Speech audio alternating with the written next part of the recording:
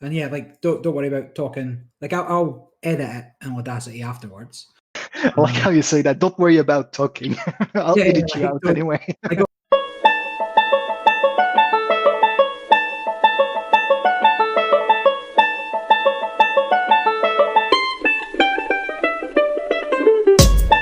Hello and welcome to Super ComBros. It's the Dragon Ball Super card game podcast where our points are poorly thought out and the power levels don't matter. I'm Barry, and joining me today is Vince. Say hi, Vince. Hi, everyone. And Ben. Say hi, Ben. Hi, Ben. Good one. Even better than my whose line is it anyway intro. Right. So we've been threatening to start a podcast for about a year. Nobody's doing anything, right? We're all just sitting in our houses. So this is going nowhere. Yeah. What are you talking about? We'll be retired and on ninja money this time next year, guaranteed.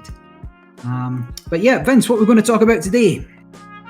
Yay! So for the very first podcast we are recording all together, there are a few points that we wanted to look into. And before unveiling these points, the idea we're going to be looking at them from is as if we were trying to show what the game is to our fellow Thrones players. And that's, I guess, a bit of background to give on each of us. We've all played a decent bit of Game of Thrones, the living card game by Fantasy Flight Games. For my part, I've played like pretty close to 10 years of it, made a lot of very good friends in the community that I love very much, and I'm intending for them to listen to this, so that's why I'm putting a bit of very nice butter on it. And so the aim is for me to try to show them how the game works, and hopefully some of them to give it a try at some point. And for this, we're going to be talking about some points that are number one, in Dragon Ball Super, the card game, there is no mana death. And that's really cool. Point number two, the catch-up mechanic. Every time you take a hit, every time you're taken down by your opponent, you become a bit better. That's really cool. Perspective of the game, how you look at the game when you're seated at the table, how you look at the different areas available, whether it's the discard pile, your hand, your life points, all the rest. The fact that it's a pretty fast-paced game and fills can bubble up very, very quickly, and how exciting that can be. We'll have a point about game design philosophy and some of the things that we've seen in the game. And finally, of course, because it's a CCG, some points about the finances behind playing the game. If you want to bring them over, you maybe not that bit, but but it's the thing that has to be talked about, right? So I guess all we're really talking about is some of the things, the guys that have watched us play, this colourful card game, Goku throwing Kamehamehas at Cell or whatever, and just kind of dismissed it, right? But we've obviously started to get into it quite heavily. I think it's a very good game, even if you're not interested in the subject matter itself. Yeah, entirely. I mean, I've never watched it, like other than the time you told me to watch the abridged. So I don't, So yeah. That's definitely something that I did not mention in the points and that we didn't want to talk about, which is the license in itself, because it's very subjective, isn't it? If you know it, you might be attracted to it. If you don't know it, it just holds no weight. So there was no real point in talking about it. But if we were to allude to it, one of the things I find really cool in the game is that the mechanics, the design really reflects like some of the appeal of the license, how characters can just bulk up and become really strong, and some of the combination that can happen between characters and strikes. I mean, I have a very good time playing that game. Actually, I know the intro is going to be very long, but I guess I should say this as well as for people who listen to it and don't really know the game yet. So as you probably understood it now, I'm French. I have lived in France most of my life, for the moment at least. And growing up, I watched Dragon Ball Z on TV, Dragon Ball and Dragon Ball Z on TV, and it was everything all kids of my generation were talking about, like what Son Goku was becoming when he turned Super Saiyan for the first time, the Gohan versus Cell combat and everything. Like it was all over the recreation ground. So yeah, it was something I really liked, and I really tied heavily to my childhood. And when came the moment that actually Ben and Barry on this call introduced me to DBS, or started talking a bit about DBS, was like, yeah, that's cool, but like Dragon Ball is part of my childhood, and I'm fine with it this way. I don't necessarily want to play it today. And one day I gave a try to it during using a draft box at Barry's place, and I didn't want to like it. I have to be fully honest. I didn't want to like DBS. I was fine with it being my childhood, but the game is good. Like, design is good. A number of very cool mechanics that come into play into what you do, and like in the end, I like it. It's a good game. I'm very happy to play it today. Yeah, I mean, like on the opposite scale to that, I have no interest in Dragon Ball at all whatsoever at the game in the background. But I'm the same with Thrones, and both games are mechanically sound. I'm more interested in the mechanics and the game itself, the design and the deck building, and they're both top of the heap as far as I'm concerned. So. Yeah, I mean, similar for me. I watched a little bit during my stoner days at university. Dragon Ball Z was on, I don't know, not Nickelodeon, but whatever, Cartoon Network or something. But I hadn't seen anything. Got into the game. Now I've watched it all. But you don't need to be into the theme to enjoy the game. And all I really wanted to say was, it's another dudes versus dudes game, right? I mean, a lot of these 2-player card games are. But you may be, if you're coming from Thrones, you may be thinking your game's more aware of what you say. Have we lost Ben, him? I can hear you. I can't hear Barry anymore. He's probably still talking. Amazing. First recording, first technicality. What's the word I'm after? Like the nuance of the different.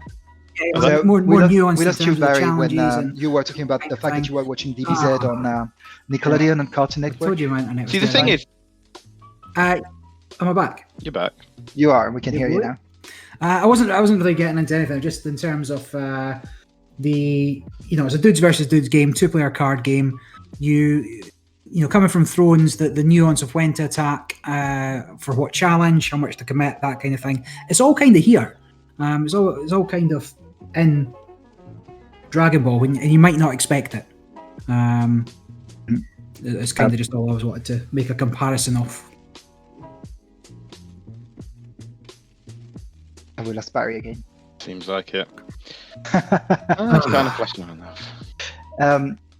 That being said, without meaning to cut you, Barry, from what you were saying, I guess now that we have a bit of background on our perspectives of the game, it probably is a good time to jump into the first point.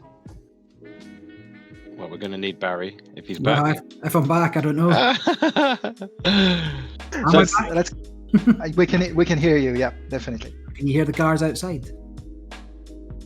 I can only hear the deep sound of the abyss. Fine. Yep. Sure. Let's talk a bit about the game and some of the things that you're thinking. Okay. Do you mind if I bring up the first point and let you give us your point of view on this? Go ahead. So the first point we wanted to talk about today is no mana depth.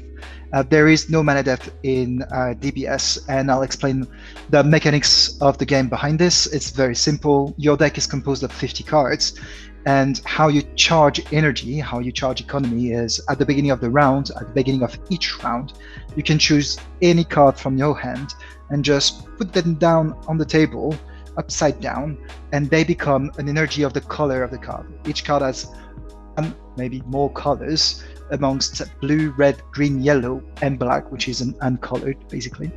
And once you've charged one of these cards, it acts as an energy for that color throughout the rest of the game. Therefore, as long as you have cards in hand, you will never suffer from mana death. That's for the mechanics of it. You guys have an opinion on it? It's great, isn't it? Because the economy is set, right? So unless you're splitting colors across decks and you get unlucky, you are generating economy every game, and the game is advancing in the state and the pieces that you can play out. So there's no restriction within your deck then dedicated to actual economy pieces, unless you want specialist pieces like the multicolored things that we're now check lands, which kind of really opens up deck building. And I think that's the thing that I like most about that as a deck builder and enjoying deck building, that it really frees your gaming space for how you build your deck. Absolutely. I mean, Barry, you have more experience certainly than me. I can't tell for Ben, of course, in card games and board games in general. And I have to admit, finding a game for me where there is no mana death is very new. And I don't know if you've seen that in other games before and how that would compare to other games. Yeah, I mean, different games deal with it in a different way. We're talking mana death, it's a magic term. You can get mana screwed or mana flooded. And then in some games, you have to have specific economy cards in your deck. So Dragon Ball, every card can be a money, but they're also cards. And so the choice of what to charge and, that's an opportunity loss for playing that card as well. Is interesting, but you'll never not be able to charge. Like I say, as long as you've got cards in hand, it's not against a hand destruction deck. But even then, you'll always draw one at the start of turn, so it's up to you. But I'd say Thrones does the sort of economy quite well. Your plots, you're always guaranteed to get some money. Something like the Star Wars LCG, you always started with sort of a random between sort of 4 and 6 or more money there. But Dragon Ball, you just can't get screwed as long as your deck's built right. Click for a credit. Or Netrunner as well. Like click for a credit. You can always sacrifice an action to get money. And Thrones is interesting, although it's only got a sort of single economy to consider, right? You get gold, and it's gold that you spend. But in Dragon Ball and similar to Magic or whatever, you've got specified costs where you have to have a certain color in order to play a card. So if you've not built your deck right, you can still not see what you need. But that's more down to deck building than the card screwing you over. If you only put in 4 green cards and you've got a specified cost 4 green, you're never going to be able to play it. Exactly. So it's kind of down to you. But what the economy does, because you can only put down 1 per turn in general, right? Obviously things that break the rules, that's how card games work. But games always move at like an even pace towards the end, right? It always builds to this crescendo. And it might be on turn 3, it might be on turn 7, depending on the deck. But you're never just waiting on money to pull off the action that you want to do. And similar because you know exactly what you'll have to spend each turn. When it comes to deck building, what Ben's saying, the game operates on a really nice curve. You're going to have 1 energy, then 2 energy, then 3 energy. How many 1-cost cards do I have? How many 2-cost cards do I have? How many 3-cost cards do I have? And unlike Thrones, where you're maybe dropping, your 15 money on turn 1, you're trading with a Pentoshi, you've got your Rose Road or your King's Road set up, and you just burst out and you get your bomb on turn 1. Here you're always building up to that bomb, and both players are just aware of it, and the tension that kind of builds when you're playing a game's very interesting, and that kind of comes at its core from the economy. Absolutely. Because you can anticipate how much your opponent's going to have, and okay, that's that kind of deck. Maybe he's trying to win this way or this way. You know when it's coming, you know what you have to do, and you know that it's not going to happen generally turn 1 or 2, right? There's a couple of decks that are a bit aggro. That's very interesting what you're saying and how you're linking that to deck building, what Ben was mentioning before. As like in Thrones, you have control over your economy module. Like you can play a bit with it, you can go more reducers, you can go more gold, you can have characters that would help you with paying for other cards, like various ways around how to build your economy. You don't get that in Thrones. That in DBS they remove that from you. But what it provides instead, I find is very interesting. And hearing you talking about it, I just realized how consistent the game is. Like variance, once you've built your deck, and once you're gearing towards this like tier 1 decks, tier 2, tier 1 decks, like the consistency of the decks is actually quite mind-blowing. Your deck, Ben, you've been playing a yellow Sin Shenron deck, to call it, quite lately, and it's so consistent. It's really good when you think about it. It does build itself, but it's one of those decks where like turn 1 and 2, which and this makes it almost sound, if it's too consistent, then it's almost boring, and it isn't, because it's after that it really matters. But turns 1 and 2, you know what you're doing. Turn 3 is a bit more open, but turn 4 you're dropping the same piece, the piece that you want to drop, and then you're just trying to survive till turn 6 when you demolish them effectively. So what you don't want to think make that sound is like, well, you've got a game plan and that deck almost builds and plays itself. Now there's a little bit of build space around the edge of it, but it's still a very fun deck, and it, like you say, it is consistent.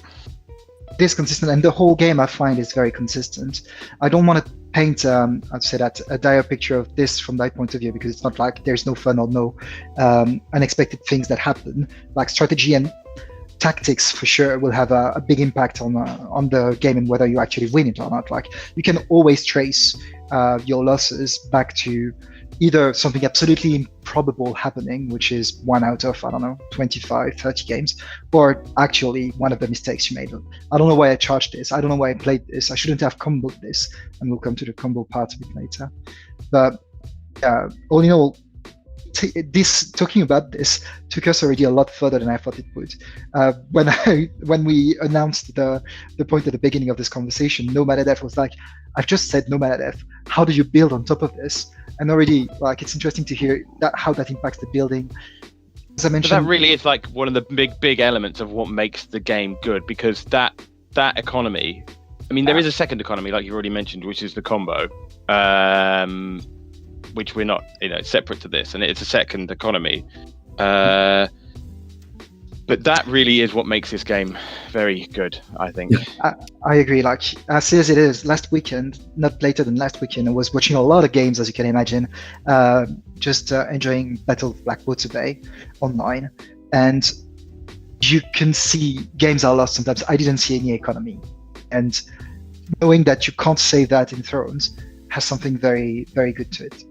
Well, the worst part about Thrones as well is best of one, whereas generally tournaments for Dragon Ball are best of three, and we'll come on to kind of the fast-paced element of the game and how you can get those in, and sideboarding, which is something a little different. But is there any more we want to say about the fact that DBS doesn't have any mana death and how that impacts maybe gameplay or the game experience? I mean, I wrote 1,000 words on this first topic, but you want to go for 10 minutes, so let's move on. Well, excellent. Like, we can put in the comments or whatever section when we're famous, if you want to access the 1,000 words essay of Barry Patreon us. Yeah. Perfect. Fine. Well, next? Yeah. So yeah, that takes us nicely to the second point that we wanted to discuss, which I believe is the second core element of the game, the catch-up mechanic. And really, when I say the second core element of the game, I guess whenever you introduce DBS to players who already know a bit about card games, competitive card games, the first things that you will say is no mana death and the catch-up mechanic. Like, to me, that's the two star elements of the design of that game. So for a bit of context here, you start the game with 8 lives, 8 points of life points. These life points are basically 8 cards, the top 8 cards of your deck at the beginning of the game. You set them aside, they are your life points. And every time your opponent deals 1 damage to you, which, as you probably have guessed now, is the aim of the game, try to take your opponent down to 0 life points. Every time you suffer a damage, you take one of these lives in your card and add them to your hand. So every time you take a damage, your hand grows. And that's a really, really, really cool feeling. I've been playing Martel for most of second edition, the who lose wins and all that type of mechanics. I love it. It's very much reverse prizes for Pokemon, which I'll now bring up. The one time that Barry played Pokemon against my 5-year-old daughter. This is what I'm going to invite you. That one time you played Pokemon versus my 5-year-old daughter, Barry, how'd you do? I think I got beat turn 2. Turn 1. Was it turn 1? I can't remember. No, I'm sure. Oh yeah, I went first. Then falling champions. I was like, I'm sure I had some sort of Pokemon on the board. So reverse prizes for Pokemon. I mean, they've adopted and I'm not going to say stolen, but they've taken that basically that you. But it works better, I think, because you as you're getting knocked down, you're getting cards for it.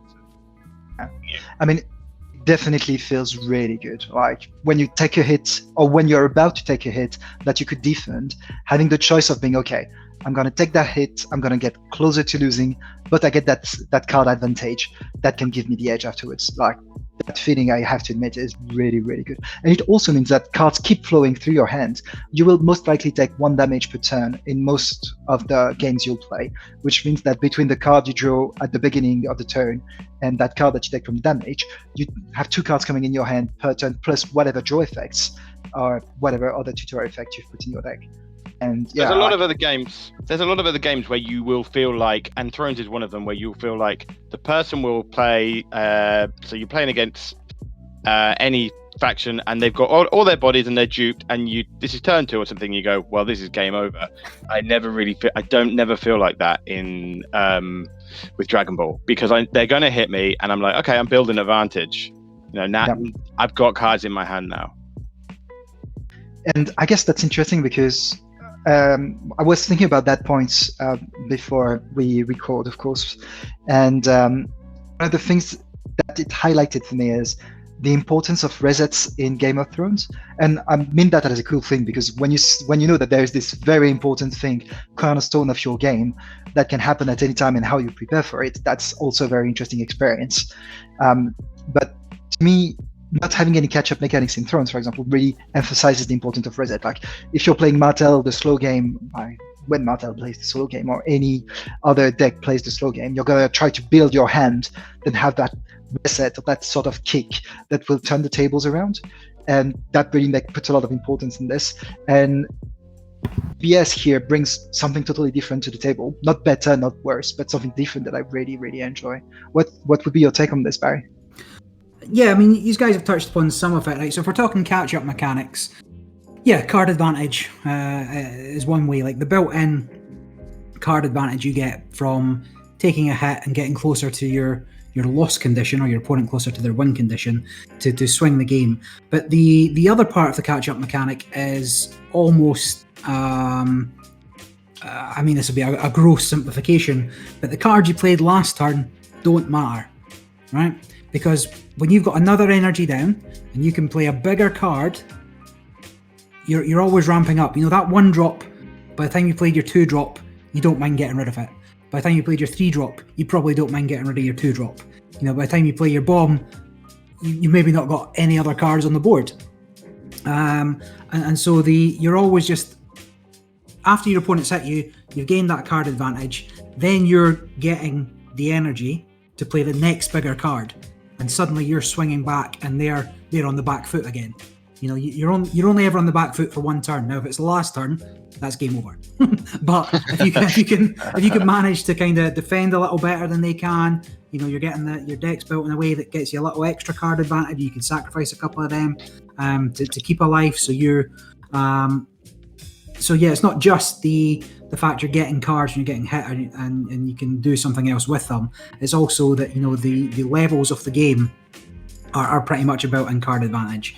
I can't think of too many 1-drops that are particularly relevant by the time turn 3 comes around. I don't know about that.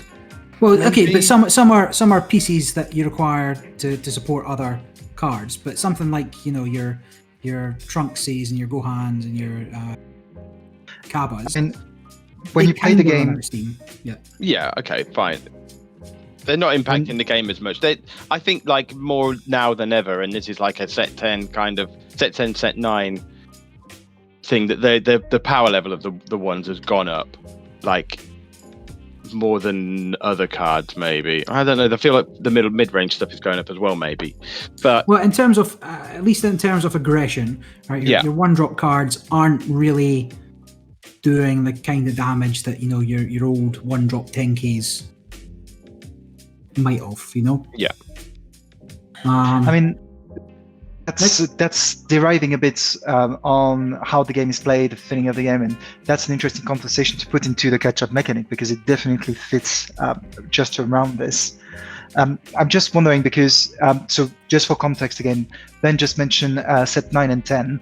That's basically the cycle of the game. Like, we're now in cycle 9 and cycle 10. Yeah, we're now in cycle 10, so we are experiencing a meta that's quite recent here.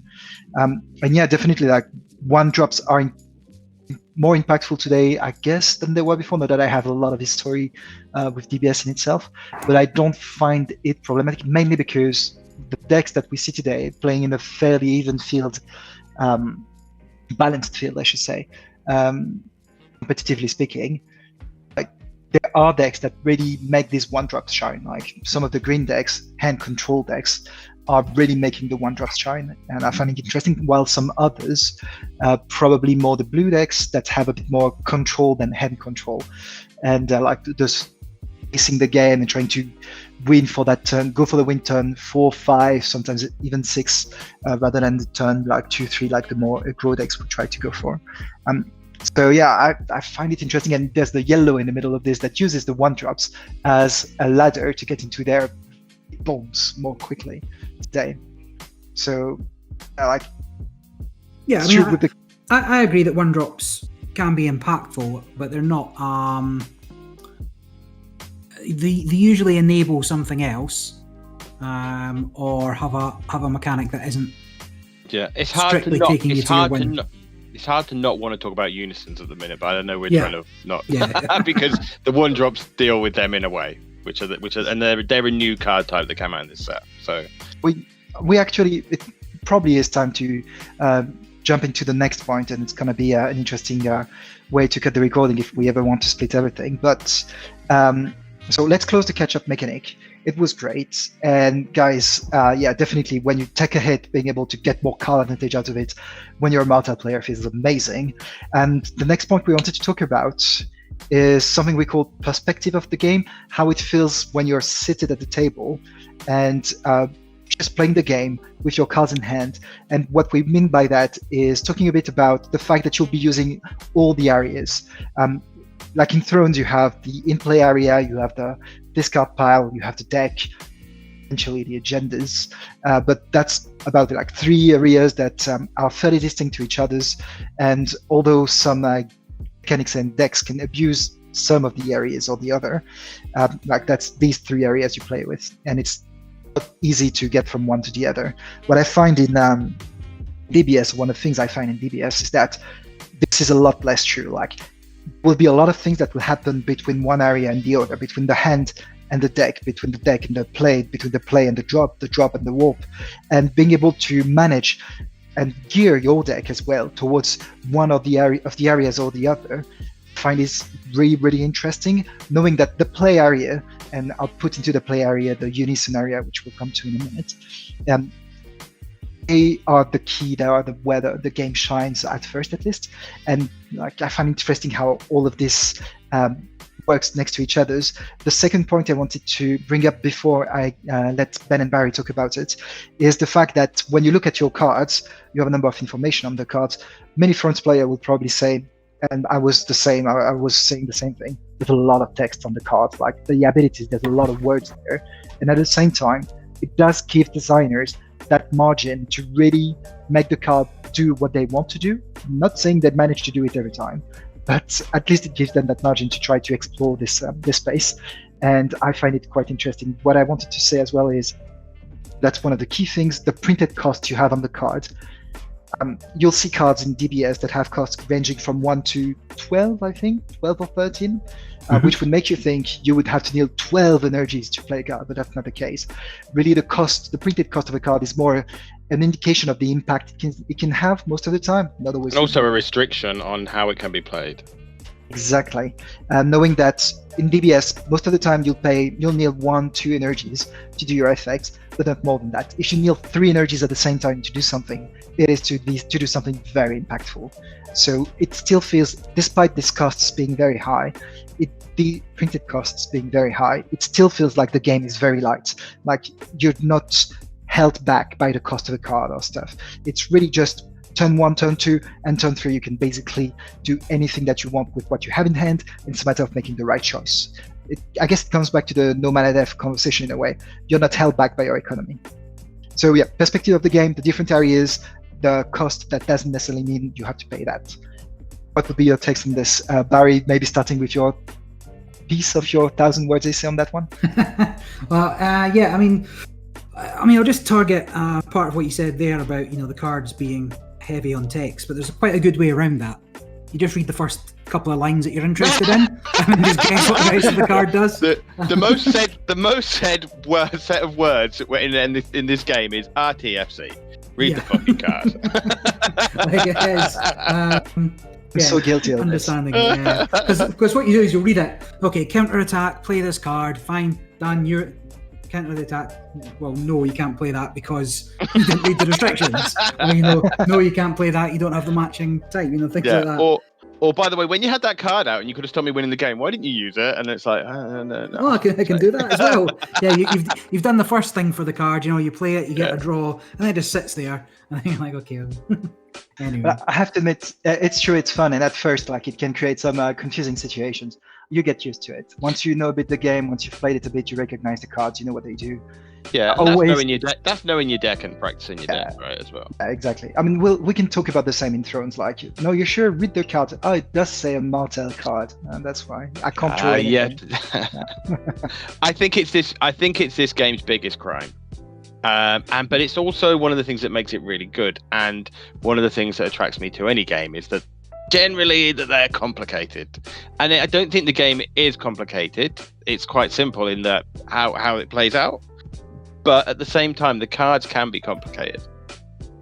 Getting used to it is a thing, and talking about this, something to probably keep in mind is, and I'm still not sure of what the truth is behind this, is the game originally designed in Japanese or in English? So it requires less characters to say the same thing.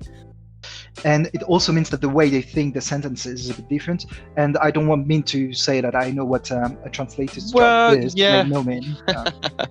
But I can understand how it can not necessarily be easy to translate things correctly. I mean, they're not as bad as a pirated Pokemon card, right? Fair play. But yeah, no, after that, once you've gotten used to the template, which comes very quickly, to be fully honest, you know what the card does. Sometimes you can get surprised, just as myself, when the card says, if your house is dark, then you can do X, and I want to do X when I play Martell, but sadly it doesn't work this way. Yeah. Well, to focus it back on kind of the overview and a little bit how it's different from Thrones. Thrones, you've got your deck, you've got your hand of cards, and you've got your board, really. I mean, there might be some things that care about your discard. Certainly there are. Pardon? Certainly there are.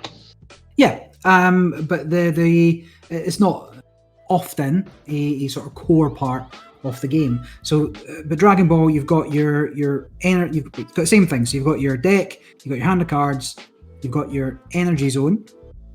So what you're putting down there, so that'd be kind of like your locations, but still on the board. But this is slightly distinct. You've got your board, so you've got your battle cards and unison cards now, and your leader card. They're all in separate areas, but functionally the same.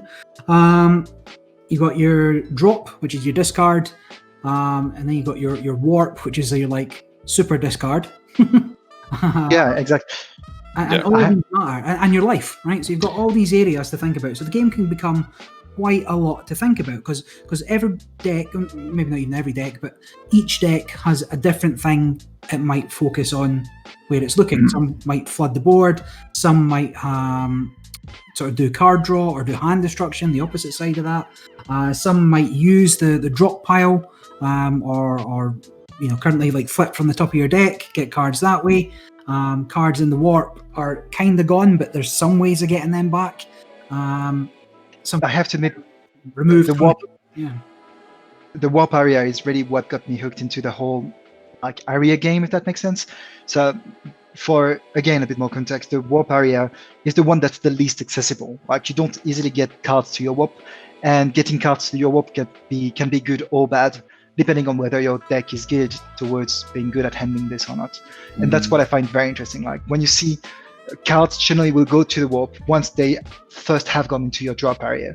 And once they're in the warp, getting them back to your deck, to your drop area, or to play is not necessarily an easy thing. It's normally something that punishes. That's a specialist deck. That's the black card deck, right? That's absolutely. Yeah. And that's a game. It gives another layer to it, and I find it interesting.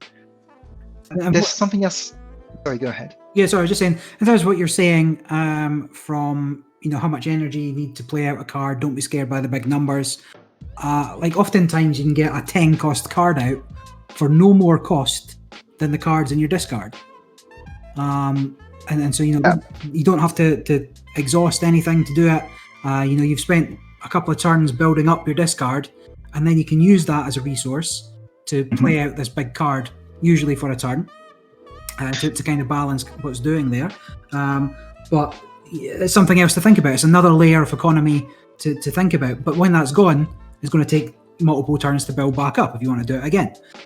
So does your deck feed the discard, or does it? Is it something you want to keep there because you're bringing cards back from your discard? And when you're up against the deck, or certainly in a tournament, you have to be aware of the different kinds of decks and what's going to kind of target the areas that your deck cares about. Yeah. So just something to think about. I don't know whether this is part of another thing, but the other perspective of the game that I really like at the minute, and this might fall into another topic, but is how open all the factions are. I mean, I'm going to call them factions, colors, archetypes. It seems to me, even though like maybe 3 months ago we had a little phase of it being quite monochromatic in what we saw at the top, right now at the minute it's all open.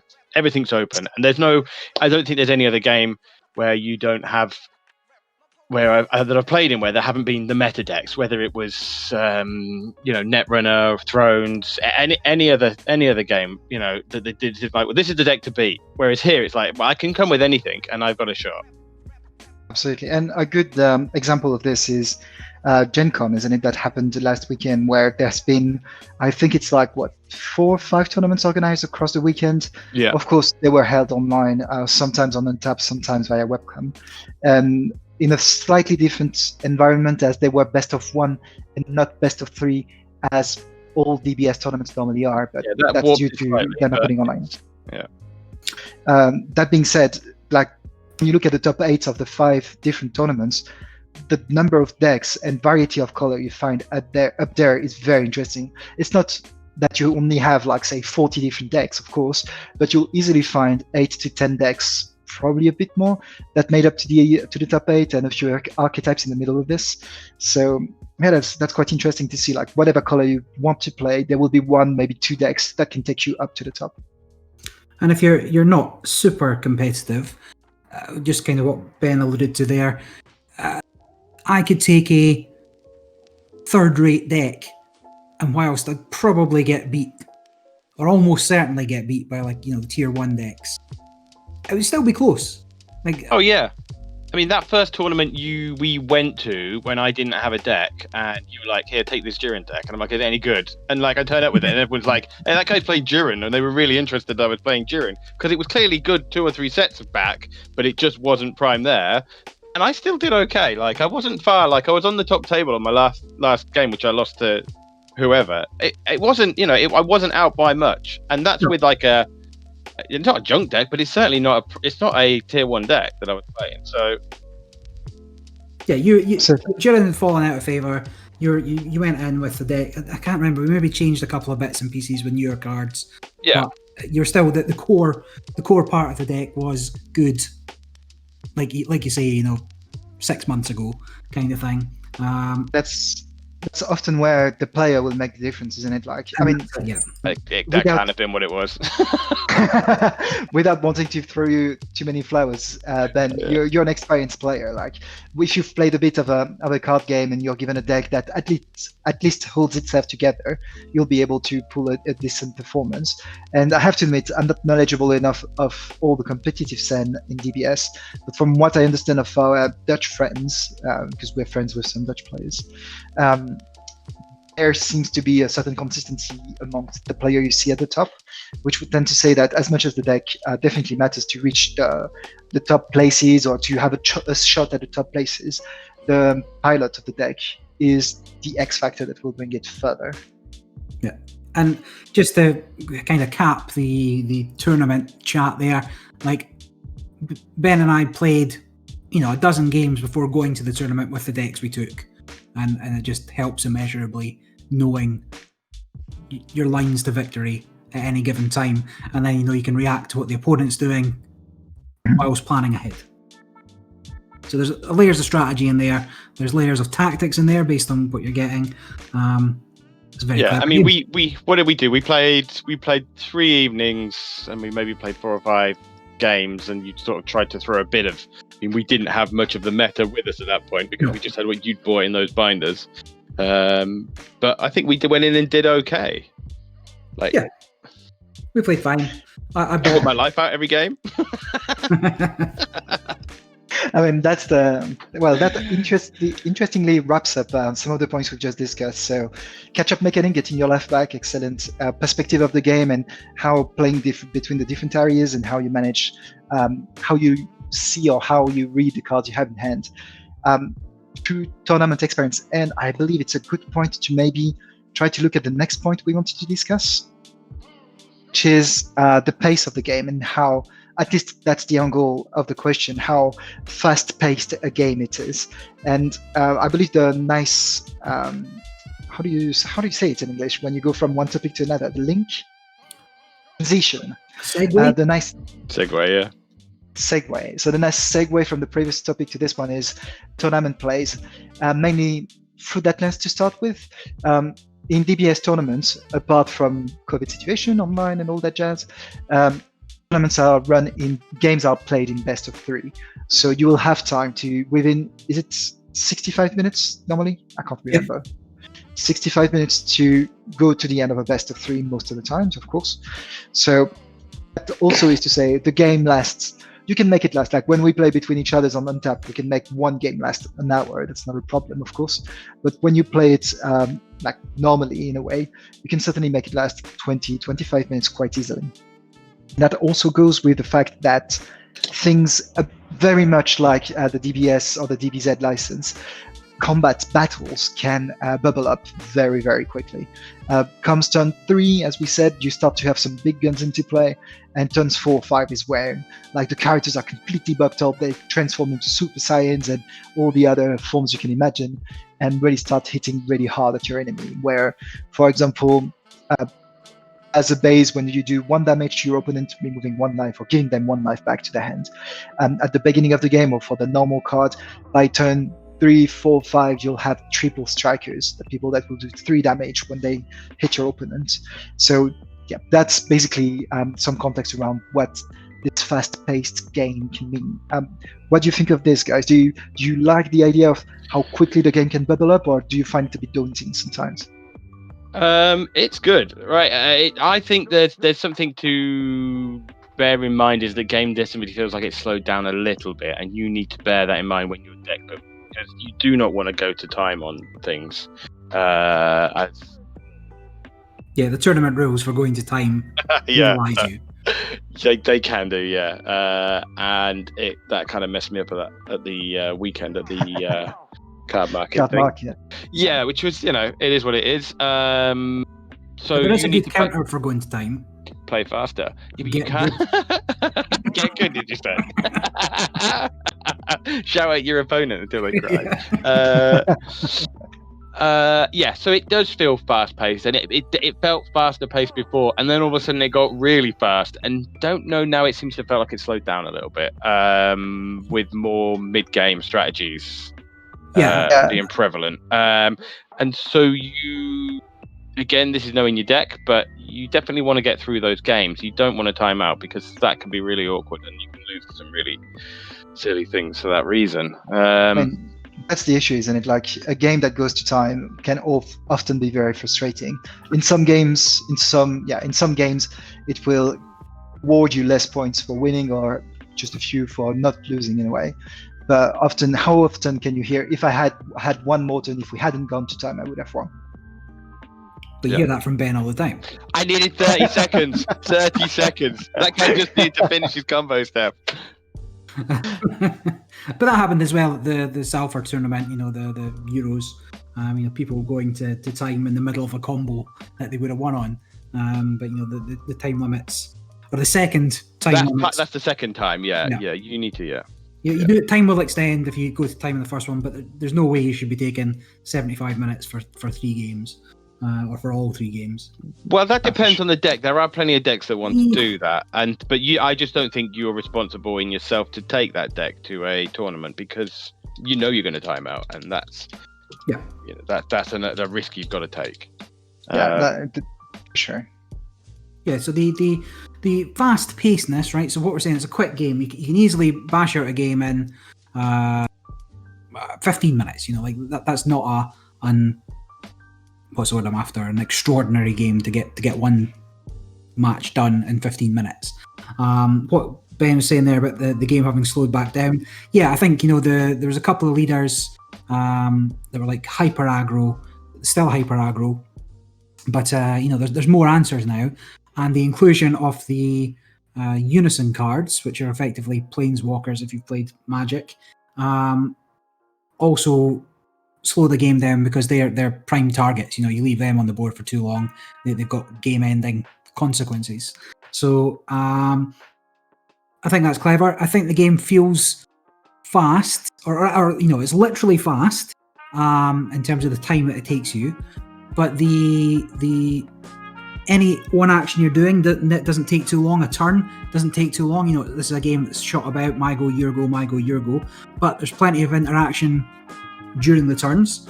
And similarly, every action has a big consequence. Like everything you do, even though maybe it only goes to 3 turns, there's a lot that happens in those 3 turns. You know, from the deciding what to charge, from deciding what cards to play, from deciding which cards to attack with, which cards to combo with, how to get the most value out of what you've got. Like the number of decisions in any one game also contributes to how fast it feels. Like even games that do go half an hour because you're just mucking about a bit, still feel fast. You know, I've played Games of Thrones where you take the 65 minutes, 75 minutes to play one match, and it's just I just spent more time staring at my cards thinking, I guess you actually bring up an interesting point, and if there are any Thrones player listening to this and that know me, they'll know that I don't like maths at Thrones, like maths during the challenge phase, having to add up the strength of all characters in the various challenges. As soon as there are more than 5 characters on each side of the board, it becomes terrible for me. That's why I play so many resets and I try to keep the board as small as possible. Because when you end up, okay, so if I do a power challenge for 38 that he blocks for 42, I can then do an intrigue challenge for 23 and win it by 5 or more, and so on and so forth. That math exists in this game, though. Does it really? It does. If you sit down from your opponent and you need to take off 2 life for them, and they've got 5 cards in their hand, and you've got 6. So you bring a point that I'm a bit sad we didn't talk about in the perspective of the game. That's my fault if I move too quickly, which is the combo game. And I guess the right time to bring it up. Well, we're headed into game design and game design guideline and philosophy, right? I guess so. But we can talk a bit about it now, though, because I believe it also is important for the fast-pacedness of the game. So one of the cool things in Thrones, there are loads of cool things in Thrones. One of the cool things in DBS is the mechanic of combos. When you attack with one of your character with one of your battle cards, are they called there? The exchange, or the way it's played through the battle, is you can combo the cards you have in your hand or in play in order to add up to the strength of that card in the battle. And that's very reminiscent of one of the mechanics, the focus mechanics from Star Wars LCG. Hope I'm remembering the right name for it, where each card you have in hand has a combo value that will add a certain amount of power to the battle to the card in battle. And that's where the maths Ben mentioned can come into play, but it's not the same type of maths. Like, you're not suddenly trying to move 5 strengths from one challenge to the other, then count a number of harder boosts for the builders deck and so on and so forth. Like, it's fairly straightforward.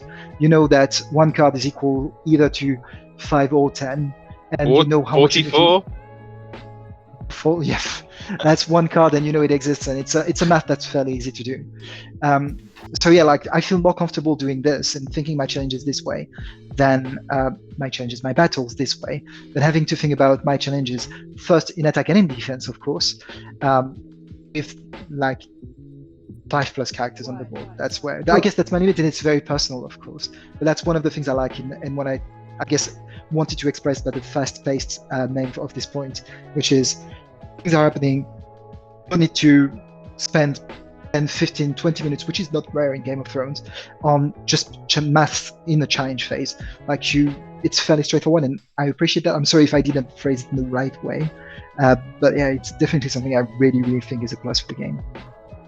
Well, I think kind of what somewhat alluding to there, and the difference in Dragon Ball to Thrones is Thrones you have to plan out all your challenges before you do one. Dragon Ball, there's some of that planning, when you want to play a card from hand, surprise an opponent, that kind of thing. But if that first attack doesn't go through in Dragon Ball, you have time to replan everything. The tactics there changes quite significantly. If that first attack went through, they're down to 2 life, you're going to play out your double striker.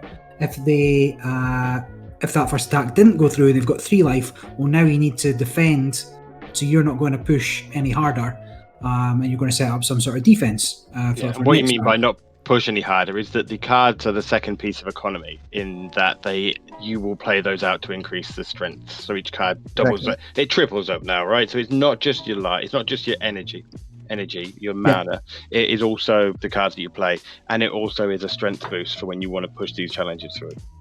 And that's where card advantage really shines in this game, because that's when you realize emphasis that the game puts on card advantage and how strong it is and how big it is. Because if you don't have these cards in hand to push your battle, your challenge through, then you might as well not do the challenge. It's a weird way of saying it, but yeah, having a big hand or having a hand that matters is really, really important. Further than, I just drew my 7 costers. It just happens to be Renly. Boom. Yeah. But here's another element where deck building comes back into it, and this is a restriction on deck building, and something I really like, that you cannot ram your deck with events effectively, because they won't help you in the first step. So if you're on the back foot and someone's swinging into you and you've got cards you can combo up, you can use these to defend, to build up your defense effectively by laying these cards out. And for that reason, you have to consider that when you're deck building. Yeah, and absolutely. Some cards can only combo for a cost. You don't want to have some of the best cards or the strongest cards also come with a combo cost of one energy. Which is another deck building restriction. Yeah, another deck building restriction. Yeah, you can't fill your deck with the best cards. You need the layers of support there. Are you listening, Vince? Very good. I was just about to say that. I've been guilty of this not so long ago in a deck I wanted to build. And I deliberately took the decision to not care about this aspect of the game and just put what I needed to achieve my goal. And it just so happens that it doesn't work. Who would have guessed? But yeah, so there's a lot of things that contributes to this aspect of fast pace. An image of it or an example of it is how you can fit easily a best of 3 within 60 to 65 minutes in a tournament setup, but also how all the cards come and go from your hand and feel very light in your hand. You're never holding back. I don't have enough gold to play this. This very, very rarely happens in VBS. And how turn 3, turn 4, you're talking big, you're talking the big guns. That's where the game is won, and how quickly that goes, and it's very, very enjoyable. Is there any more we would want to say about fast-paced and how positive or negative? I'll only say have a go. At worst, it's 30 minutes of your life to see how the game plays out, right? And that's including teaching you the rules. So. It's not a huge investment just to see if you like it. That's very true. And if you're ever based in London, around London, or if you're online and you want to spend some time playing the game, is shoot us a message. Just shoot us a message, and I'm sure we can arrange a game online. That's going to be very easy. Alex, if you hear us, you want to play online? Yeah, come back. Come back, Alex. Come back to us. You get knocked out that boxing match. Hey, Gin, you got good, eh? Oh yeah, Gin's good. Come back. So I guess that kind of closes that point about fast-paced. And there are 2 more points that we wanted to go through. The first one of them being game design, philosophies, and guidelines. So this is very, very much how to say that? Not hot takes or maybe just taking a shot at what we think we understand of what the game design and philosophy is would be from the design team. We don't have any information. It's just how we feel it. We're making stuff up. Right, Vince, I know you've got some things you want to talk about, but I'm going to talk about some very different things if I can just jump in first here. First. I fucking hate losing. Right?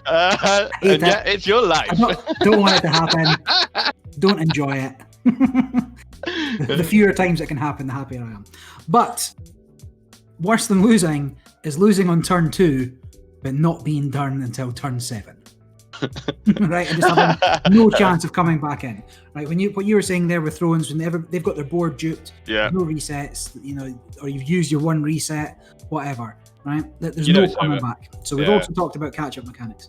But what I like most about this is that the answers are really baked into the game. Right, anything that you want to avoid getting hit. The answers are baked into the game. You can counter people's attacks as long as you've got the energy and the cards for it.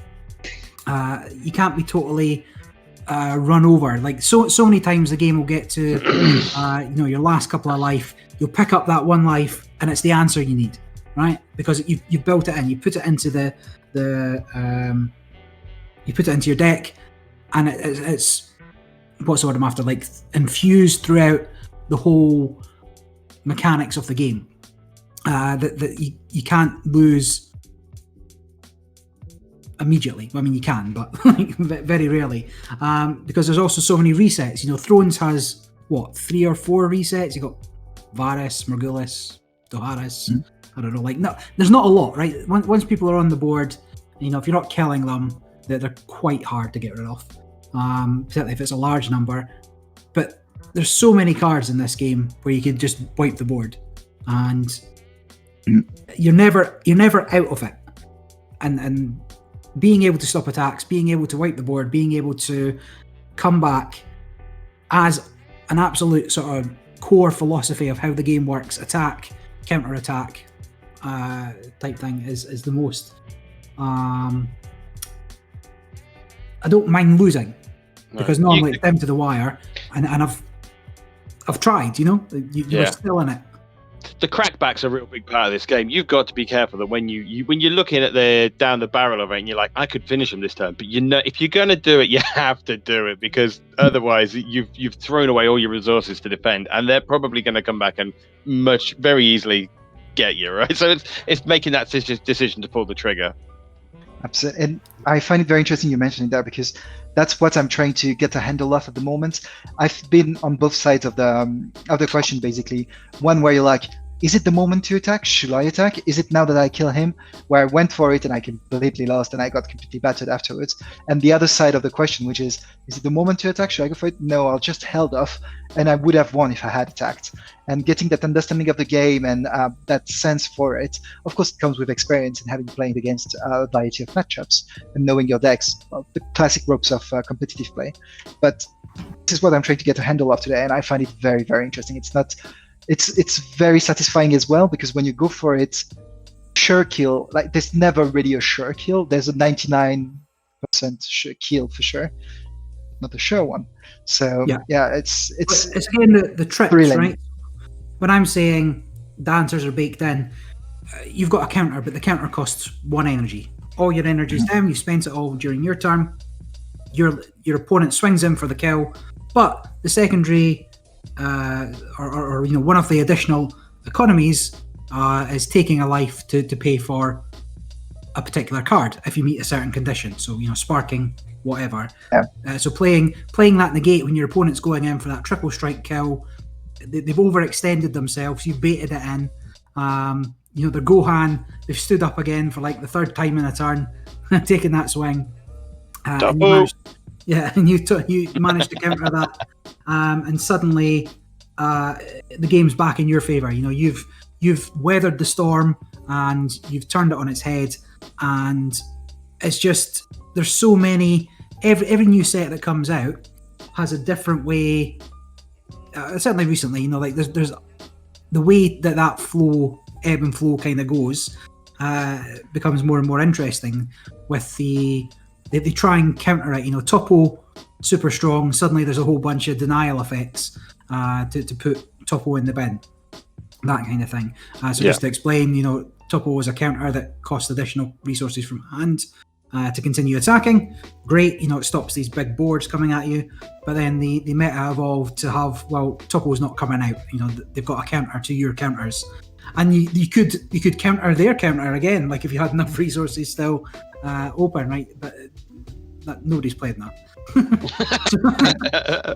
It's you also mentioned an interesting aspect of the game, which is there are some certain cards which require as a cost for you to take a damage, and I find it very interesting. It's 1 damage, and at the beginning of the game you're more than happy to take it. Like there are many decks will pack in a few cards which are like, do this, take a life in early game to just fuel your hand, but that's fine, you're still on 5-6 life, you're not exactly in that danger zone. That being said, when you reach that point where you're on like 2-3 lives, it starts to become a bit tight. Well, that's when it's more important, right? If they swing at you with a triple striker and you can take 1 life to stop that, that's pretty good. Yeah. Absolutely. But when you're already only on 1 life, then that's Don't do that. I've done it before to not give a win, just to lose on my own. But I find it quite interesting, and you're very right in saying that as a philosophy of the design here, I don't know if it's something that the designers have thought through very thoroughly, but it's one of the results of what they've done, and it's a good feeling, the fact that you haven't lost turn 1 or 2 and it hasn't dragged on to turn 6 or 7 because they didn't touch the wall until turn 5, and it had to be that long, basically. Yeah, there are certain decks that will get the lock on you, and then it's just a matter of time. And we were playing a game yesterday where that happened with Matt, where he killed my hand, and every time I drew a card, he killed it. And it's just like, well, it's just a matter of time now. But that's quite rare. But it is quite rare, and it's Matt as well. He loves to like have the hold on you and be able to strangle little by little, turn after turn. But just to clarify on that, because of the best of 3 format, if you know that you're weak against those hand destruction decks or any particular kind of deck, next time you sideboard in all the cards, you take cards that you brought along to counter that deck specifically, put it in, and you've got a much stronger chance. And if they don't have the counters to your counters because they were already strong against your deck, then you win 2 out of 3, and that's how you progress. And it's not paper, scissors, rock either. I don't think we played a game with that deck versus one deck. It's like, well, that cleaned it up, and then I played another deck versus it, and I cleaned up against it. And there are many more decks that are going to throw different ways. It's not just this deck beats that one beats that one, and that one beats that one with this. One of the other game design philosophy things that I quite like about Bandai is that they quite quickly stand up and say they fucked something up.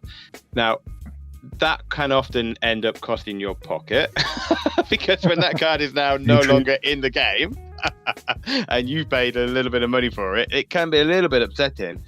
But I've noticed with other card games that the designers tend not to like to admit they've made a mistake and try to roll it out.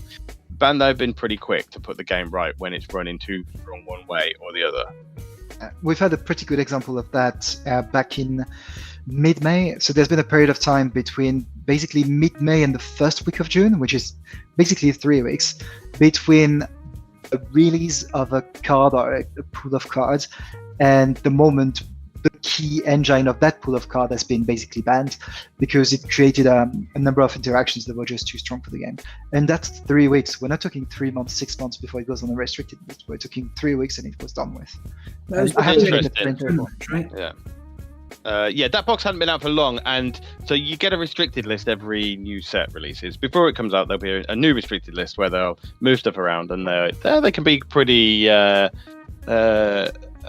vicious with what they move in and out. But this surprise ban list came out of nowhere. I mean, they listen to the community is the point, I guess. That enough people were complaining, and you could see it. Like, I mean, it was just everywhere, and it went into every build. Once you start to go, well, the red card's using it, yellow card's using it, every deck's using this batch of 5 cards. It's like they've got to go. Absolutely. And they did. They cut it out. And now people lost money on that, right? I mean, I think I bought those cards. Not naming any names yet.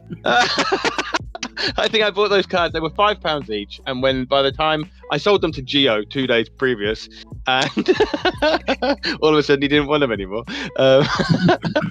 They look good. I'm framing them. They look good on my wall. I mean, it's not a massive loss, but I didn't see anybody complain about that, and I didn't complain about it either. It didn't bother me. I much prefer that they did it and that they managed the game to keep it healthy. I think it's important, and they've shown responsibility in doing it. They're not responsible for the after-party market and the cost of the cards. So, and I don't think they should feel that way either. I think their main responsibility is making sure the game functions and it's fun. And I think going into a store championship season with those cards in the meta, there were people who weren't going to play in that because they're just like, well, I don't want to play it and I don't want to play against it. So I think it's a responsible attitude towards game design. Agreed. And that's kind of I guess that fits into the philosophy line. And there are a couple more things that are probably a bit more down to earth, or I should say down to cards, that I've noticed I find very interesting as well. There is no trait manipulation in Dragon Ball Super. There's a lot of traits that exist in Dragon Ball Super, a lot of information about a card that will qualify a card. A few, and there is no manipulation around this, no trait manipulation, which I know has been one of the very, very hard to work around points of Game of Thrones. I enjoyed it a lot. Like I had my fair bit of fun with Maester's deck and with Horn of Dragons and stuff like that. But I very, very well know how risky a game mechanic that is, and that doesn't exist in Dragon Ball Super. I find very good as well, because it also forces designers and players to find other allies to play with. That manipulation is one. There's another one that I really enjoy as well, is there is no X multiplier. You won't find a card that says gain X where X is blah blah blah, or give X to X characters, or X of your characters gain +2 strength. You won't find this type of cards. First, that makes the maths a lot easier, which as we've discussed in the previous points, I really enjoy, and it's a swing effect that can be abused, and I'm very glad that we don't see that in BBS. It's not to say that we will never see it, of course. Like designers can find their way through this, maybe good or bad, we'll see.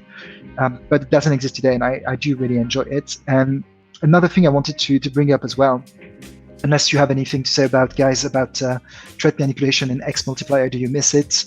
Have you noticed any other things that is or isn't in the game compared to others? Yeah, I mean, talking about trait manipulation, the actual traits are used to keep, power levels in check a little bit by restricting what certain cards work with other cards. And you mean Earthling only? yeah, like Earthling or Trump. Ruin my Bulma deck. Even characters have different versions of the characters. So Trunks GT is different from Trunks Youth, which is different from Trunks. It's to exemplify this a bit. It's a bit like if you had Arya Youth when she was at Winterfell on the road to King's Landing, that'd be book 1. Then you would have, I don't know, Aryan Assassin Apprentice when she is over the seas learning aircraft in a way.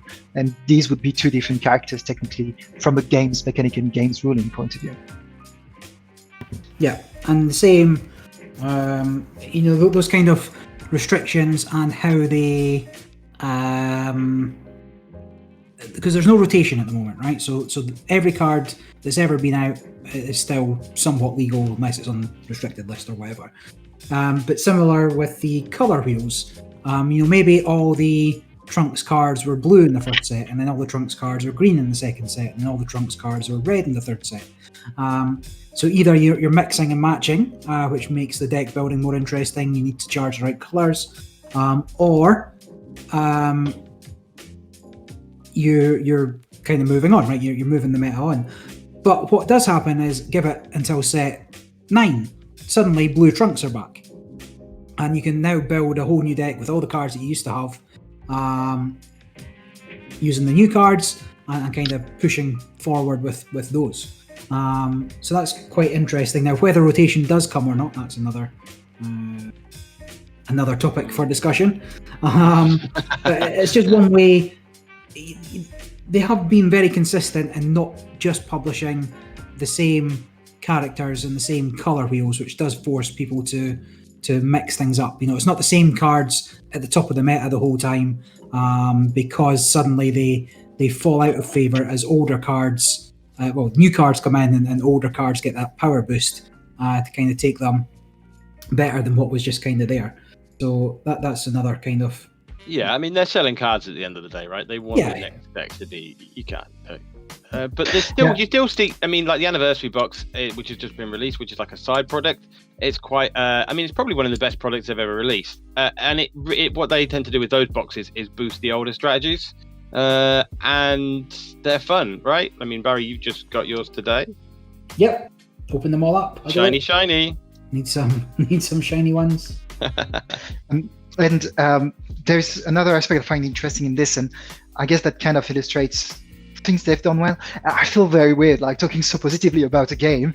I feel like I'm trying to oversell it, but I do think very positively about it. So, it's the whole Unison cards, the Unison cards set, if that makes sense. So, Ben and Barry have mentioned set 9, which was the previous one.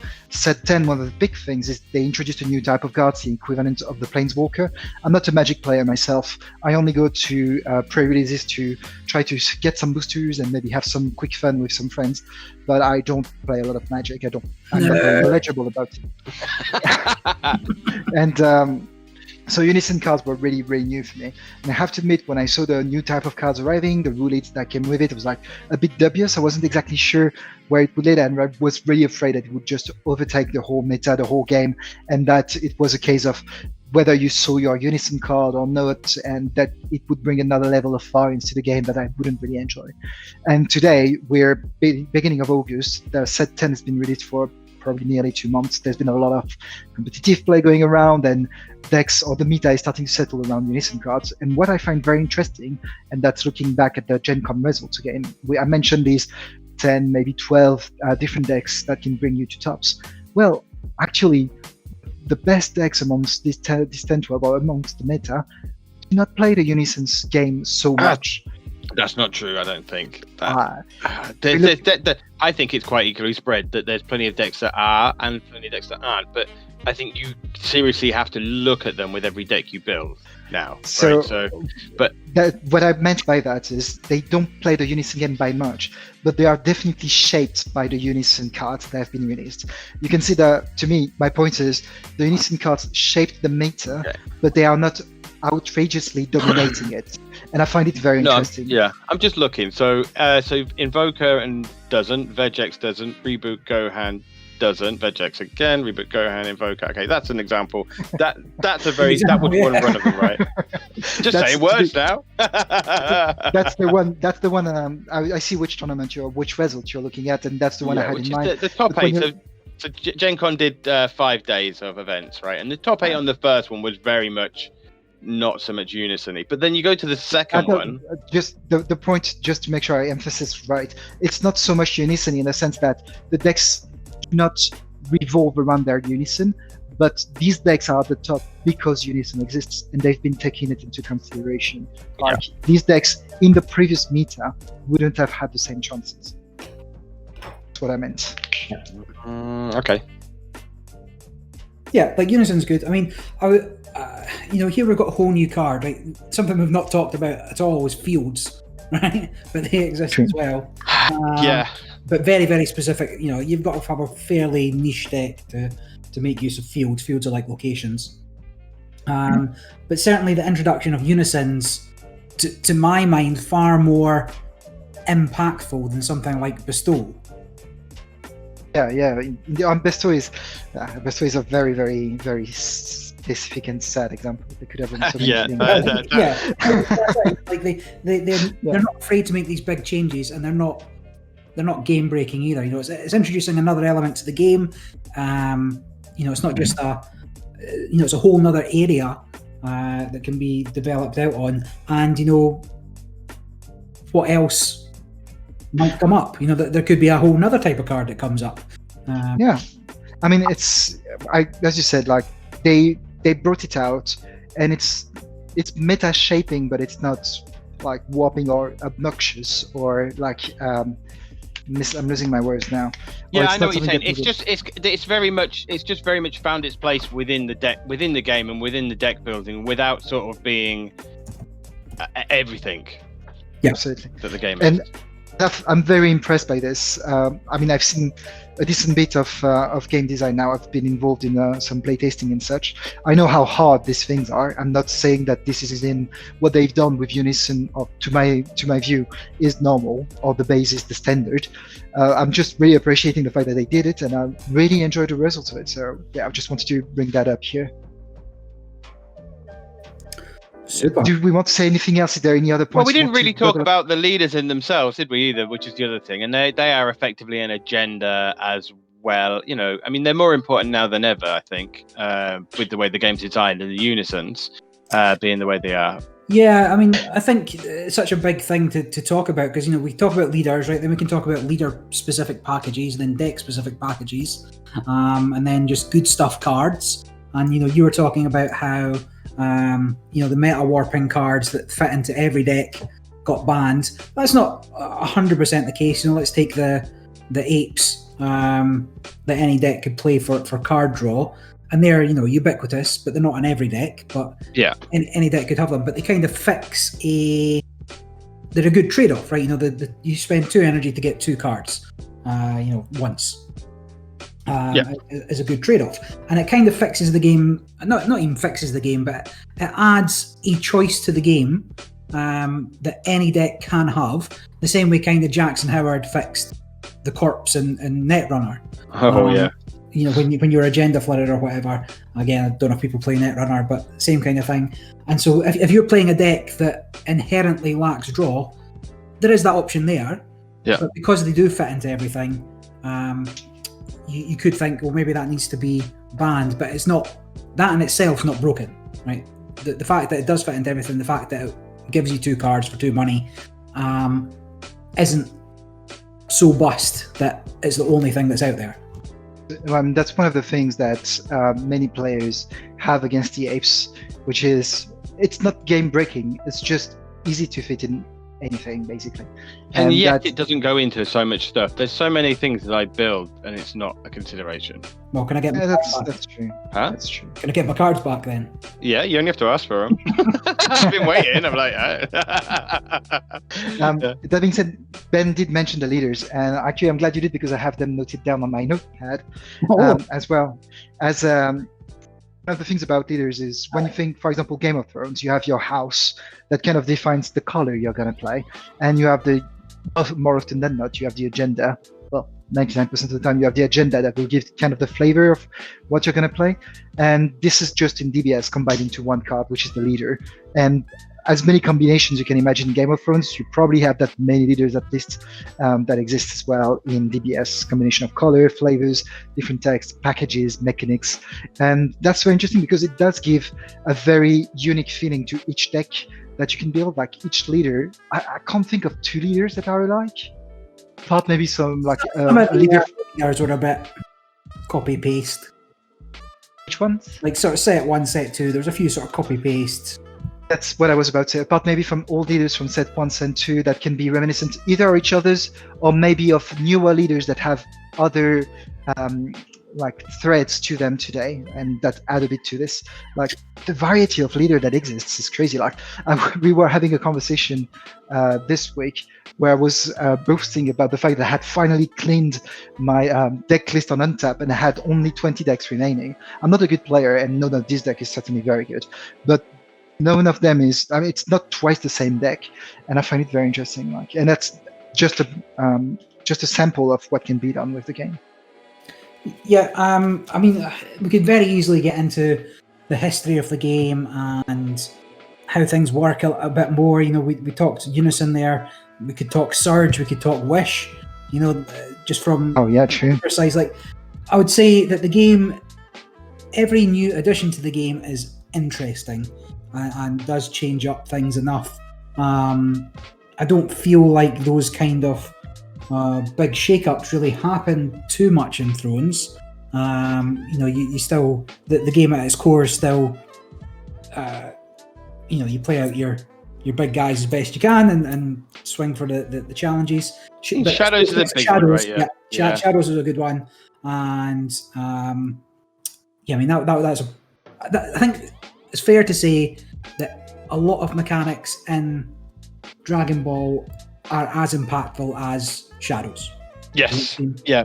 And that they can come back, right? So like Alliance was one that just never took off, and now all of a sudden it's starting to get a little bit of a nudge along, and you're seeing bits of it pop in, and they're sort of like they are picking a direction for it and a faction type for it as well. So but I guess one of the things that the DBS designers have sort of like really gotten right to make it easier on them is the fact they don't have agendas. Like ultimately, what they can do with leaders is just say this agenda goes with this faction only. Well, yeah, you peg it on. You peg it onto the leader, right? So.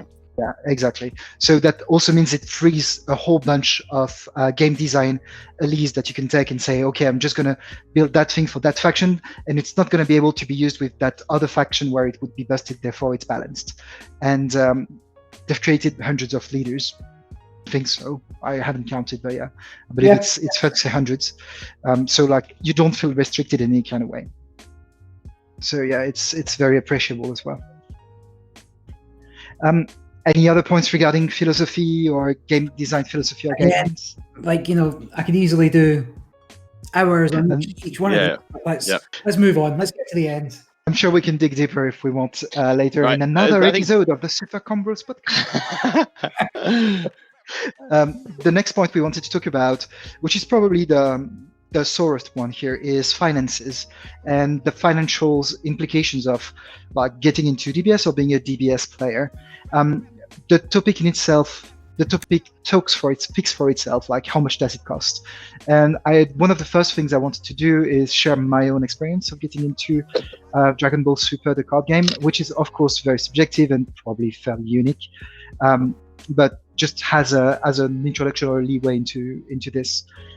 So I started playing collectible card games back in 2002 with, at the time, Magic, Legend of the Five Rings. I played a lot of Empire, and I spent a fuckload of money on this. Like, I really spent too much of my student money on this, and I regret it today. Don't regret the time I've had, I just regret the money I spent. And I let that go, and that was part of my student years, if that makes sense. And later down the road, the beginning of the 2010s, is that how you say it? Yeah. At the beginning of the 2010s, I through various tribulations, came across Game of Thrones LCG.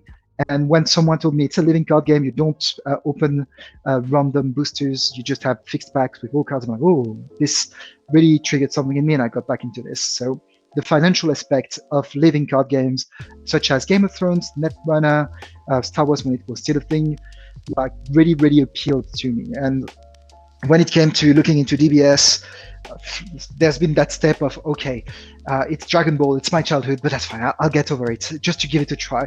Oh fuck, the game mechanics are good, the game is good, but it's gonna be expensive, how is it gonna work? And that's where I am today. And what happens is, so first I've been very lucky to join a group of players, Ben, Barry, to name them on this call here, that already had a number of common and uncommon cards that they were happy to give me, because they already had enough of each of these cards, which composed the base of my playset, and we can certainly replicate fairly easily with any player who join, to be fully honest. And the other thing I've done is I've basically said I want to spend money going to tournaments. So that's what I've done. I went to tournaments, I paid 15, 20 pounds, depending on the price of the tournaments. You get cards that you can then resell, which is exactly what I'm doing at the moment with the cards I got from the last tournament I entered. And the other thing I've told myself is as well, even more in this COVID trying times, trying to support my local game shop.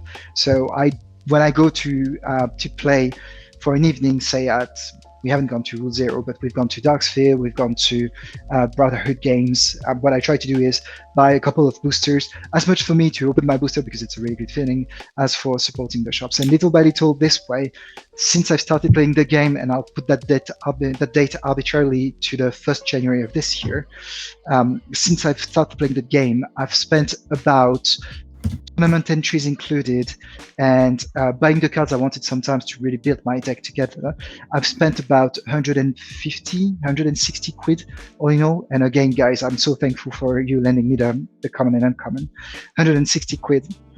And I'm going to sell for about, I don't know, 80 or 90 quid worth of cards that I'm not going to use anyway.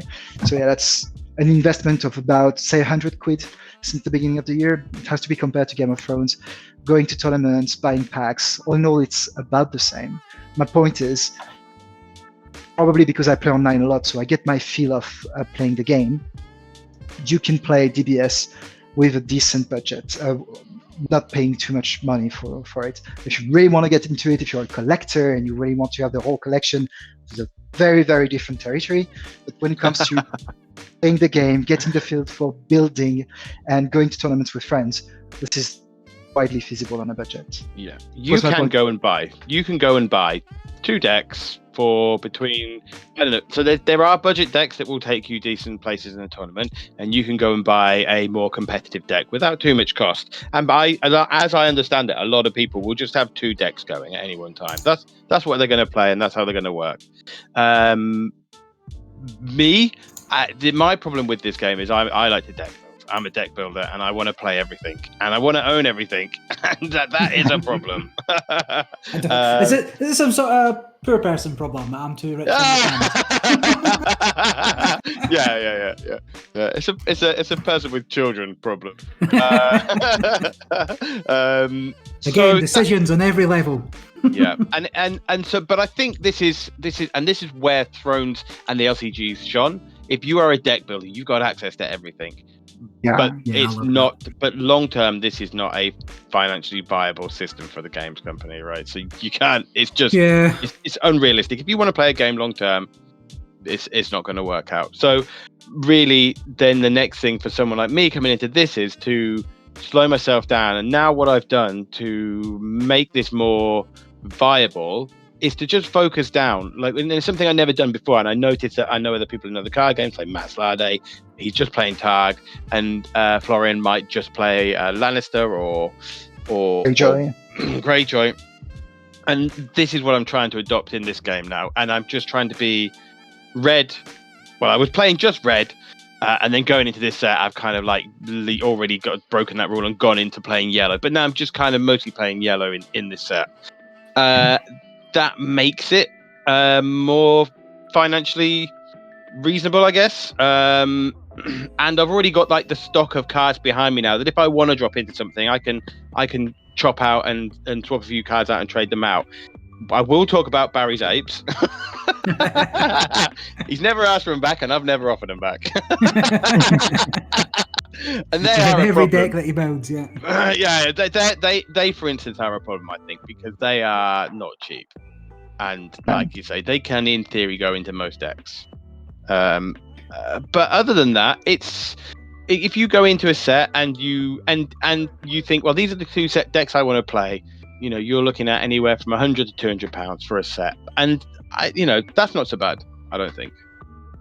Well, doing that, like you have to put it in perspective. Like a set is basically a cycle, isn't it? Yes, yeah, and that's effectively 3 months of play. Well, 3 to 4 months. Let's say 4 months of play is what it should be. We've just been a bit quick on that last one. But you might, only need we're keeping a couple this of timeless, cards. so we won't mention it. Yeah, but you might only need a couple of cards to update it. If your deck carries over into the next meta, maybe you need to spend £2 on some uncommons to tweak what your deck does. Yeah, so like if you were playing Cell Surge last time, you were only spending £4 for those. There's a few. I mean, you're after the unisons, I guess, as well. You're going to try and find a place to make those fit. So top end, you might be looking at sort of. You can do it for little as £30, I suppose. Yeah, and that would take you for the next 3 months, right? Yeah. I mean, most people are going to play a deck and a backup deck. You don't want to be stuck just playing. I mean, I don't know how other people play, but me, I want to play everything and build everything, and then I'll focus down on 1 or 2 decks. Are increasingly becoming worse. Yes. Yeah, so 2 starters out of Vegex, like for instance the new black deck, you're not going to have to go and get too much more to make that work. And what are they, like 12 quid each? So 2 of those, 24 quid? Mine's came today, so under a tenner. And it's actually quite interesting because we get my perspective of like trying to be very reasonable with the budget I put into cards, though getting the max out of it. And I get my kick because I can play online. I'm very happy about that. And I did the same thing with Thrones. Like I played most of my games online at some point. my perspective is also, I have one deck that I really have taken to heart with. Like I really like that deck. So that's the deck I'm building little by little, getting the cards here and there, trading when I can, etc. And that's the one deck I'll build. I don't think I will build another physical deck until I'm done with this one, if that makes sense. Then you have Ben's perspective, who tries to focus on the color and really wants to get the deck building part of it and not compromise too much on this. And Barry, what's your kick? What's your deal with it? Hot take on it. My hot take on it is that CCGs shouldn't exist and they should have been banned a long time ago. I can't think of many other physical products that are as anti-consumer as buying something and seeing what you get. Right? Well, that's called gambling, isn't it? Yeah, well, that's the point, right? So in the 10 years that loot boxes have been in video games, now we're already seeing restrictions, bans, legislation being put in to stop it. But card games are kind of flown under the radar, these blind buy card games. And I don't really know why, because Pokemon was huge. It is huge. So it's still targeting kids. It's definitely a topic that we can make a whole podcast on, and how the whole collectible card games just flew under the radar since the mid 90s. Yeah. So and because I'm a gotta catch them all type person, I enjoy collecting. I've always liked collecting things, right? Sets of things. So I'm working to get all the stuff. But if I look behind me, I have, let's have a think. If that's 240 cards, then that's about at least 2,000 cards from set 10 that I don't need. Right? Oh, wow. Yeah. Just saying, if you want to get into the game, there's a way to get a lot of commons and uncommons. Not commons or uncommons, just come see us, right? I just got those 3 starters, and in order to get the 40 cards that I need, I've now got 250 cards that I already had. Yep. Now, while the starters are great for getting into it, there's no way of me getting these starter exclusive cards without buying the starters. There is. You could buy them as singles. Yeah, I could buy them as singles, but they cost more than the starter box, so... Really? No, that's not true. If you just wait a little while, they're pretty cheap, right? So... If that's the case, I'm going to buy a lot more starter boxes and sell the card by singles. I'm letting you know. I'm setting up a business now. Yeah, you won't make money doing that. They're cheap. You can buy all the single cards cheap, assuming they're not meta. So from Barry's perspective, as a collector who wants to own everything, yeah. I mean, are they going to be £1 each at that? 50 each. Then at that point, there's 10 or 12 in the box. I mean, you might as well just buy the box, right? Absolutely. But yeah, there probably is a lot more to say, and I'm sure anything that we've said now must have been repeated again and again by a number of Magic players and other CCG players before us. Of course, that's just the ropes that everybody knows about CCG.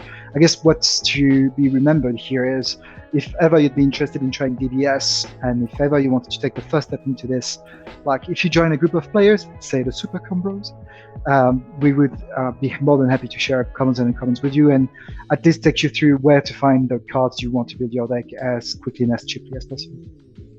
Yeah, and let me be the first to call both of you two nonsense, because that is coming. All right, okay.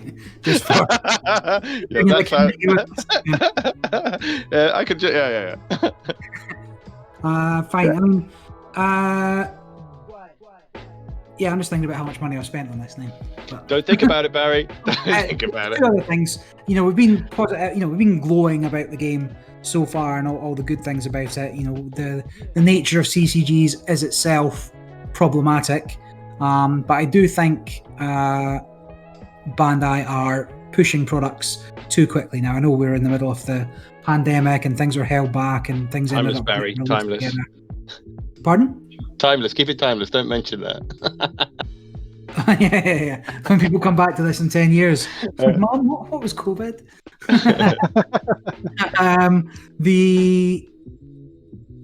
But there's 2 parts to that. Part of that is that people can't keep up, and what that kind of does, as well as the short, they have short runs of product. So there's a difference between sort of Western distribution and Japanese distribution. Japanese distribution's pretty much print to order, and so you only get kind of what you've ordered, and then once it's sold out, it's sold out. Whereas things like Magic and probably what FFG were doing with the LCGs, they print so much and then it just sits in a warehouse till it eventually goes. And so if you end up printing a subpar product in, for Magic or an LCG, it just sits there forever and ever. Whereas eventually, as long as your product's not too bad, you'll run out for Dragon Ball. And this is true of all Japanese sort of card distribution. But that pushes the prices up because then you can't get it anymore. And so there have been a couple of sets where it was a short run early in the game, and those prices have spiked through the roof. They've still got relevant cards, and the prices have gone shooting up, and that was a variety of reasons why that's happened. But the same thing's happening now. The Draftbox 4, mostly Draftbox 4 really, the cards that were in there people couldn't get, and they were staples. They were required to play the game during the last couple of metas, and the prices of cards are going up and up, particularly now because it seems like there are speculators, people that aren't playing, the people that are coming in buying the cards to get graded. I don't know why anybody would grade a Dragon Ball card. See, everybody's like trying to get signed cards from set 7 because all the signed cards from the Tournament of Power box went up. Idiots. You're a fucking idiot. They're not going to be worth anywhere near as much. Doesn't matter how many of them you sit on. Dragon Ball is not going to be around in 20 years like Magic. I'm telling you that now.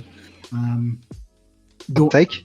No, not a chance. Like, how many? No, we were watching. So Transformers just fell out last month or the last few weeks, and somebody posted up the sales on card game sales, right? And Transformers is kind of up there at 4 or 5, 6, whatever it was, year one. And then as they post this yearly review, you can see Transformers slipping down. And as I'm watching Transformers slipping down, I'm just watching Dragon Ball dropping with it, like the sales figures on that drop. Because the big three, it's the big 4 or the big 3. So Magic, Pokemon, Yu-Gi-Oh, yeah. They are just going to keep going, right? There's not that. Like Dragon Ball was in. It was far behind, but it was in with a fighting chance of becoming 4. But now it's. It's lucky if it's in the top 10. It's not going to last 20 years. No, and I'm not suggesting it's going to go next year. I think it's got a good 2-3 years in it, and that's something to be realistic about as well when you're sort of promoting a game. But how long do you want a game to last for, really? I mean, well, like Magic's done it really well, right? They've lasted forever. But then again, you've got £1 million cards there, Yeah. And all the people buying this up, like, for who? Like, who do you think is going to be buying this at the point when it's people don't need the card to play, right? People purely collectors. It'll spike for a bit, and then eventually it'll just kind of tail off, and then it'll peak again because they become rare again. But just collectors, and that market's not big enough to sustain the people trying to sell PSA 10s for $10,000. Like, nobody's buying a $10,000 Dragon Ball card.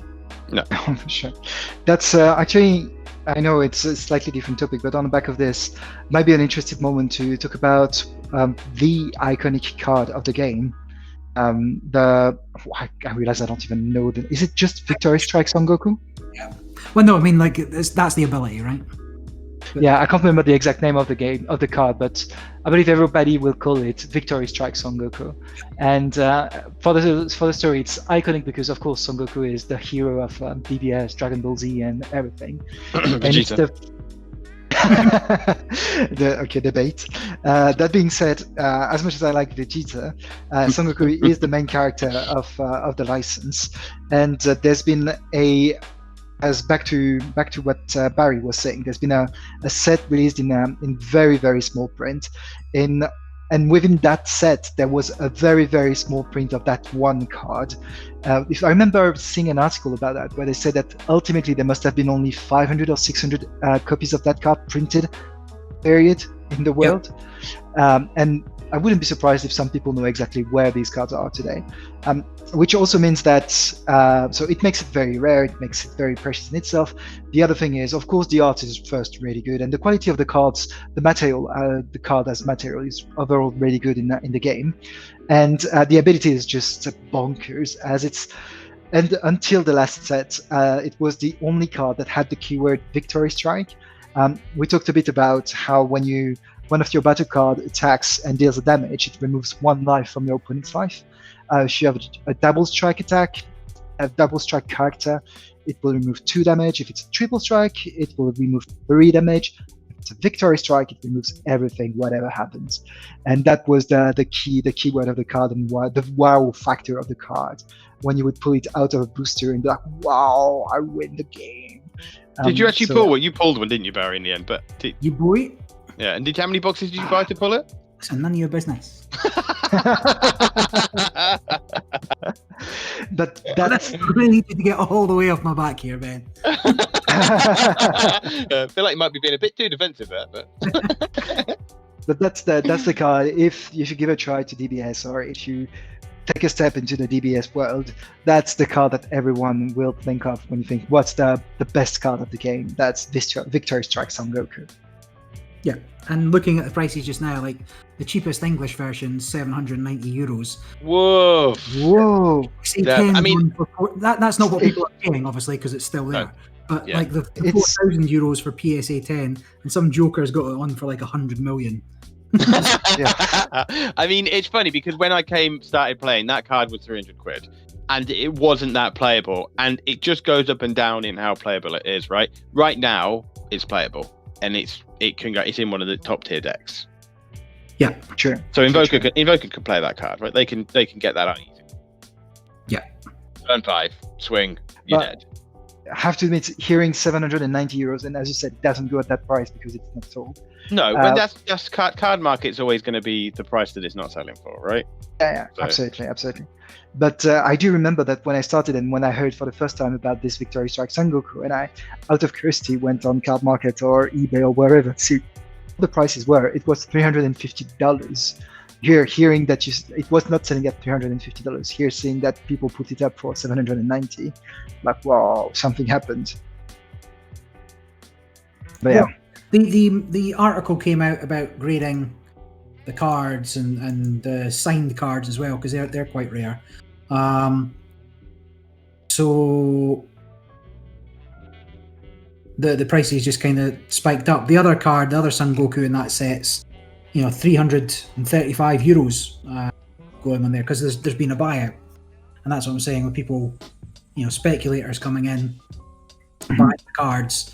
And just doing a buyout to then sell them back at 10 times the price. And the reason that works is because of this restricted product. There are only 500 of them, right? The one person could very feasibly own all of them. This happens in Magic as well. Like, people will do a buyout of the restricted list cards that they're not going to reprint, because we know that Bandai aren't going to reprint Victory Strike. They've been very clear, and they were clear as well, if I understood correctly from the get-go. Like, when they announced that set, they did say it would be a very, very small print. Yeah. But luckily, I was buying boxes at that time, hiding them from Ben, because Ben said not to buy single. Well, technically, I'm buying boosters.